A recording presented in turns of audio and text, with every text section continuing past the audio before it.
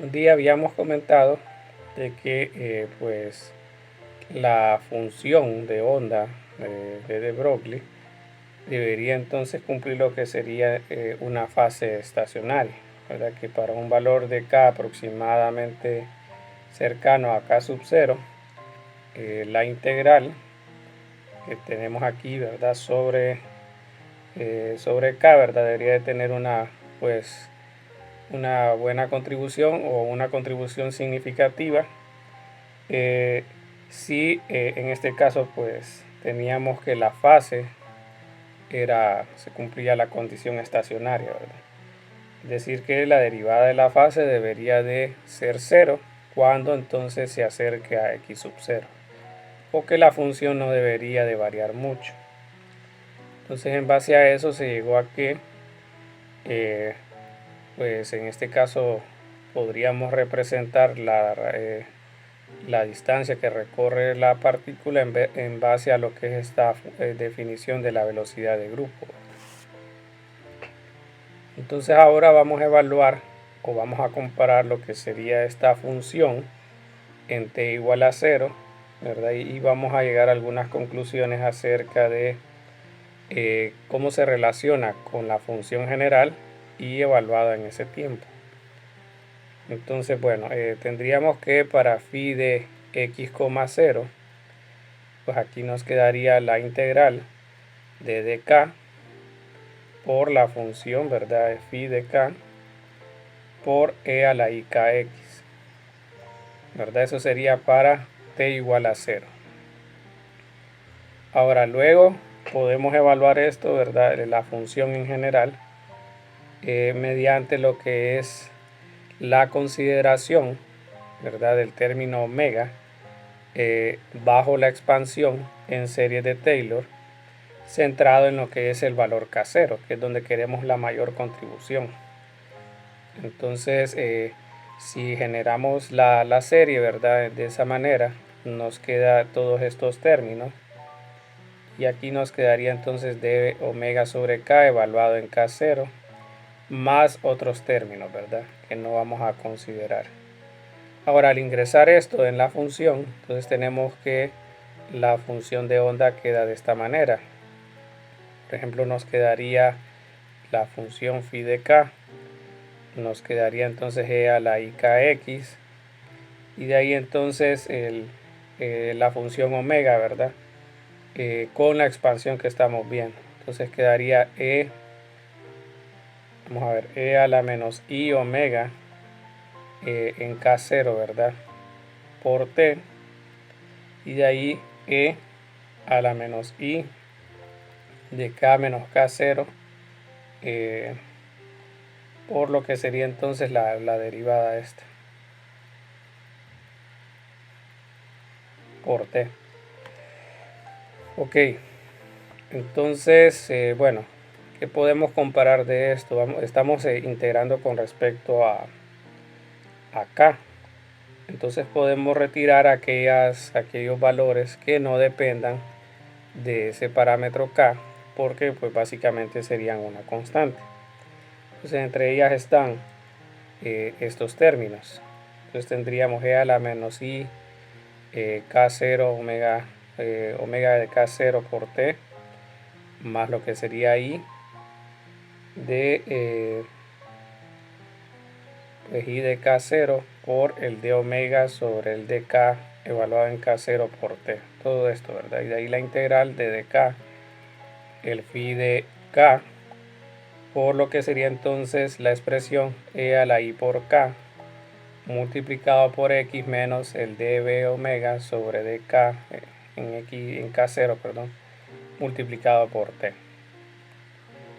Bueno, entonces, pues si notan aquí, nosotros al final tenemos la función phi de xt igual a todos estos valores, ¿verdad? Todas estas expresiones, por, pues aquí sería pues comparar la función de onda desplazada a una cierta, un cierto valor, ¿verdad? Es decir, nos está diciendo de que se ha desplazado en una cantidad de omega sobre dk evaluado en k0 por t, ¿verdad? Entonces, pues aquí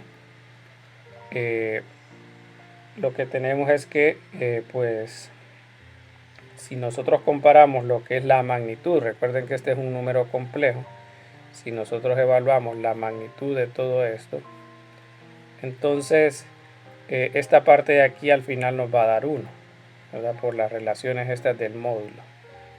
Y pues aquí llegamos a concluir de que la evolución de la función de onda es la misma en este caso entonces cuando, o sea, es la misma en t igual a 0 que pues cuando se ha movido a una distancia, ¿verdad?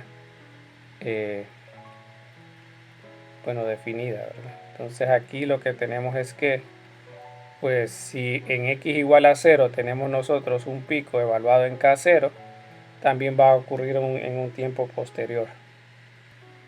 Entonces eso es lo que tenemos ahí, de que si por ejemplo, si la función phi de x0 tiene un pico en ese valor, ¿verdad? Entonces podemos decir de que x menos el d omega sobre el dk evaluado en k0 por t va a ser igual entonces a un valor k0. Y que bueno, se ha desplazado este valor, ¿verdad? Entonces el pico también se va a desplazar, ¿verdad? Con lo que es la noción de la velocidad de grupo. Bueno, entonces ya con esto nosotros podemos ver de que pues tenemos que definir lo que es un candidato, ¿verdad? Para lo que sería, ya tenemos una función de onda, ¿verdad? Esta de aquí. Y estamos viendo de que pues nos menciona la evolución de la partícula, ¿verdad? Y que ese, lo que nosotros vamos a llamar ese agrupamiento, ¿verdad? O grupo de ondas se va a desplazar en términos de esta función, ¿va? Y bueno, lo que hacen es definir qué posibles candidatos podríamos tener para lo que es estas funciones de onda, ¿verdad? ¿Qué propiedades deberíamos, o sea, qué funciones podrían describirnos la partícula? Entonces podemos buscar varias alternativas, pero entre las que más podrían ayudarnos, por ejemplo, sería el de la forma entonces phi de xt, de la forma entonces e a la i por kx menos omega t, ¿verdad? Más e a la i de menos kx menos omega t. ¿Y por qué nos sirve una función de este estilo? Bueno, porque aquí lo que tenemos es que al resumir y simplificar estas expresiones usando la relación de e a la i teta igual a coseno de teta más i seno de teta, nos queda una expresión similar a esta. 2 coseno de kx por e a la menos i omega t. ¿Cuál es la ventaja de este? Que pues no se anula, ¿verdad? Esta función de onda nunca se hace cero para cualquier valor de x, ¿verdad? Entonces eso, y bueno, aquí lo que tenemos es que pues con este exponencial nunca va a llegar a ser cero, ¿verdad? Solo se va a acercar. Entonces bueno, tenemos esa expresión. Bueno, entonces aquí también podemos tener otra versión de la función de onda. Entonces, por ejemplo, aquí podemos reescribirlo como e a la menos i por kx menos omega t más e menos i por menos kx menos omega t. Entonces aquí pues tenemos un resultado similar Y pues la pregunta sería cuál de ellas es la mejor, ¿verdad? Entonces, pues ahí es cuestión de definir, ¿verdad? O sea, más a consenso o sí, a consenso cuál sería la función de onda a utilizar en general. Entonces la combinación de ellas dos no funciona mucho, ¿verdad? Porque obtenemos una función senoidal.